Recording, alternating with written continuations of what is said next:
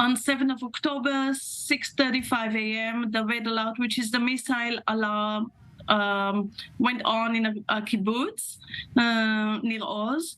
And my daughter right away said, I hear sounds of shooting. And I said, no, it can't be. Right away, my neighbor said somebody's shooting at her house. And a minute later, our other neighbor sent us a message saying that he sees armed Palestinians block your doors.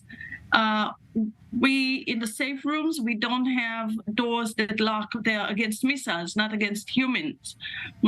So we knew that they can come in anytime. We started hearing constant automatic weapon from all parts of the kibbutz and messages from different people saying that they're breaking into their houses and they're burning their houses. Helplessly, we didn't know what we could do. And it's really, really terrifying. Your whole body is shaking from the fear, knowing that any minute they can approach your own house.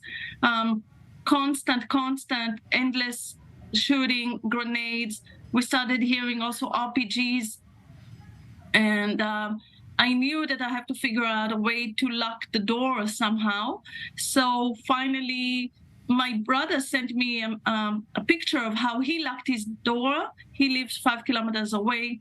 I got an inspiration from how he did. I got the idea, and I took an oar, a rowing stick for the boat, and took apart my vacuum cleaner.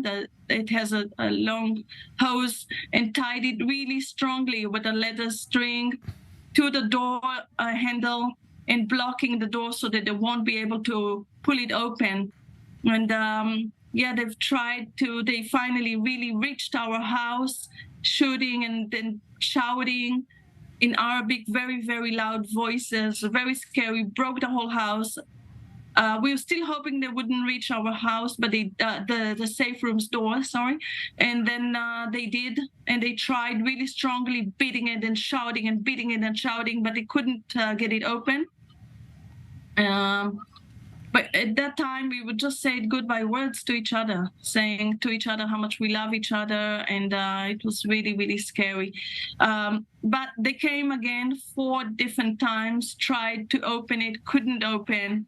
At 6 in the evening, 11 and a half hours later, the military came and took us out, accompanied us through the burning kibbutz, to a kindergarten where we stayed the night, and only the next day in the afternoon we were taken out from the kibbutz. All of the cars were burned or destroyed, so nobody could drive out from the kibbutz. Probably they've done it on purpose, that nobody would be able to escape. And so buses came and took us out to Eilat, where I'm staying here. Regarding the foreign nationals, we have really touching stories, but the saddest story is about the Thai workers who worked in the fields and in the chicken house and in a cow shed. We had 19 Thai people altogether.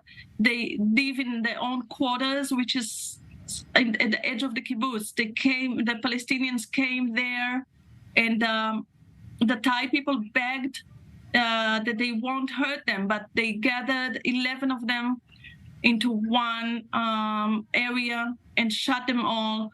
I went there last Tuesday for the first time. I couldn't go into that room. Just the walls on the outside were all smeared with blood, and it's just terrible. They killed 11 of them in that room. Terrible. They kidnapped 5 of them, and yesterday released 2 of our Thai beloved workers. 3 more of the Thai people were not at the kibbutz's pristine on 7th of October. 2 of them were working at a cow shed, which is about a kilometer away, and 1 was not at the kibbutz at all. And so these 3 were okay, while 11 Thai people were slaughtered. Really, this is the word, slaughtered, without mercy.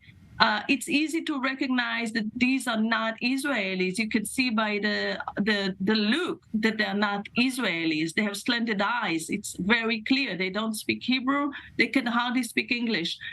But the Palestinians had no mercy at all for these foreign workers who just came for 5 years to work and make some income to bring back home to Thailand, killing, as I said, 11 and kidnapped 5. Now 2 have returned and are in the hospital. And they are basically okay, not perfect, but basically in okay health. And we have somebody from the kibbutz who was always in touch with them throughout the years, and she's there taking care of them, giving them, helping them with the connection to their families, and mediating between the hospital and them. And we are trying to really hug them and take care of them. They're really, they were, in Israel, but they are not connected to this war between Israel and the Palestinians. It's so unfortunate that these good people found themselves in such a situation. And the brutal way the Palestinians treated them is just unhuman.